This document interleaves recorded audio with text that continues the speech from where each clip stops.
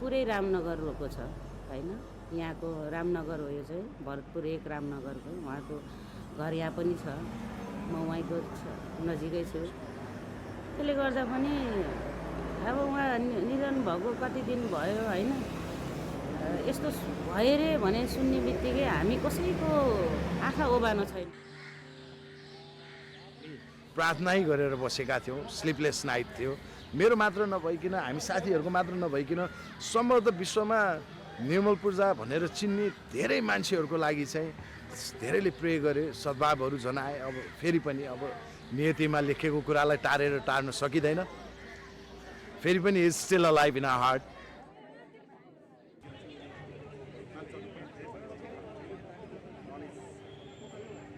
तर निर्मल पूजाले के गरिदियो भन्दाखेरि यो उहाँ चढिसकेपछि चाहिँ यो हिमाल चढ्ने काम चाहिँ भारी बोक्ने व्यक्तिको मात्रै होइन रहेछ, यो चाहिँ प्रोफेसन पनि रहेछ र सँगसँगै स्पोर्ट पनि रहेछ र सँगसँगै चाहिँ फनको रूपमा पनि चढ्दो रहेछ। यसले यो एक खालको एचिभमेन्ट पनि लिँदो रहेछ, चाहिँ एचिभ पनि गेन गर्दो रहेछ भनेर चाहिँ र विभिन्न रेकर्ड होल्डरहरू राखेर चाहिँ उहाँले त्यो बाटो देखाउनु भयो।